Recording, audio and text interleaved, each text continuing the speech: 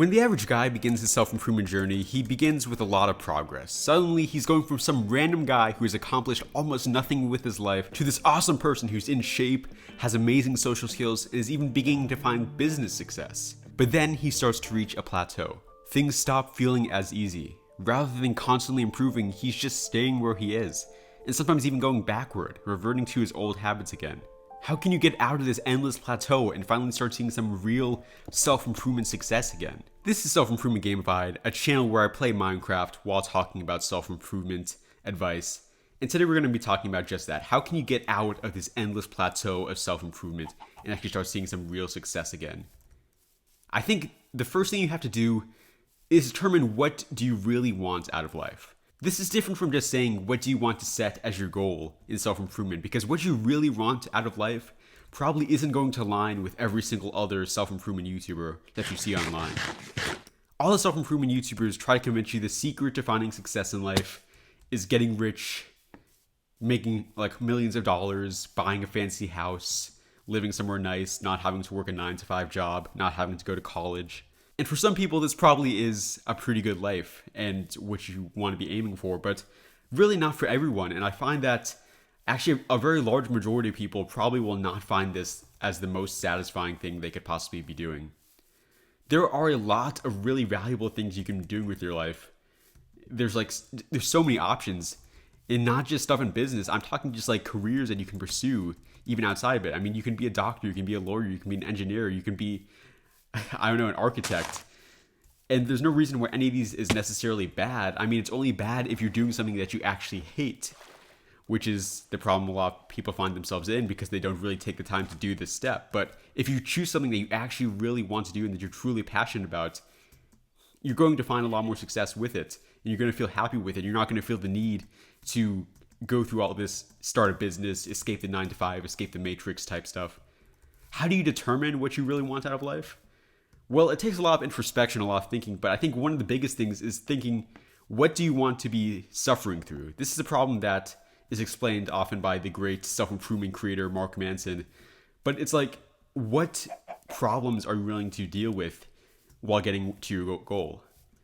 This is why so many people want to do business stuff, because they think the problems I want to suffer through are stuff like, finding leads for my business, trying to get more work in, trying to upload YouTube videos. That's what most people want to deal with. But there's really no limit to what your answer could be. If you want to struggle through like college classes, your goal could be to become a doctor or a lawyer or an engineer, any career that requires a lot of education.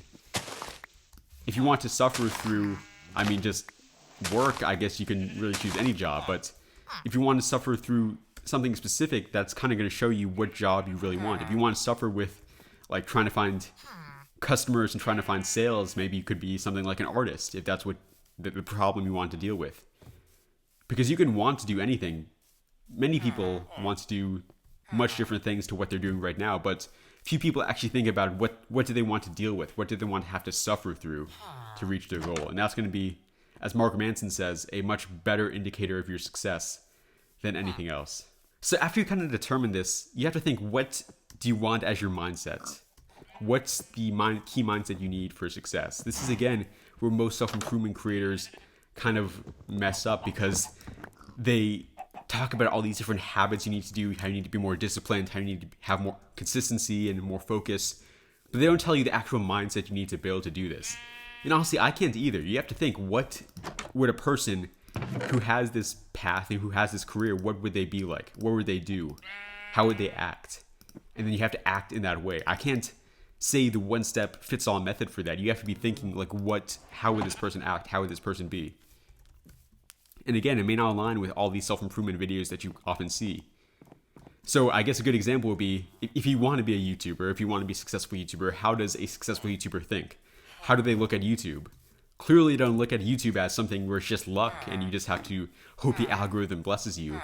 They like you look at it as something where, the more time and effort you put in, the more success you'll get. The more you think about the videos you upload, the more views and subscribers and money you'll actually get from it. They're not going to be blaming the algorithm and blaming external factors for their success or their lack of it. And then the next part of this, the final part of this, It's something that I think a lot of people actually look down on, and they make it seem like it's something that's bad when it really isn't at all. And that's just consuming content. I realize that this is a huge mistake that so many people make, which is that they say that consuming content is a bad thing.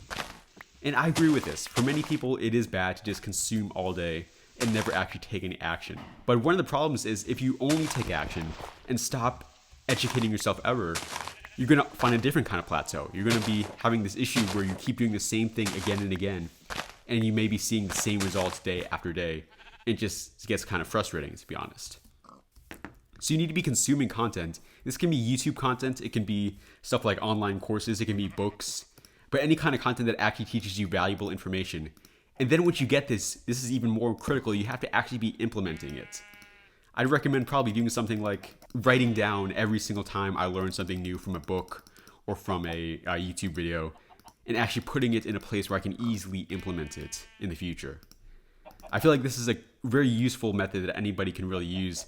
Just make sure you're implementing every single thing that you gain and every single thing that you learn about. Write it down somewhere that you can easily reference it, and so you can easily implement it again and again, because as I've also mentioned in previous videos, you can read all day, but if you're not implementing anything, then you're not going to get any of this. But if you do read stuff and educate yourself and actually do implement it, you'll be able to break out of this plateau, because you'll be actually learning useful stuff that you can start using in your life and start gaining something from it. Check out our new self-improvement website, The Anesthetical Altruist, where you can actually gain some really valuable knowledge, just like I just said, that will actually be the stuff to help you in your self-improvement journey.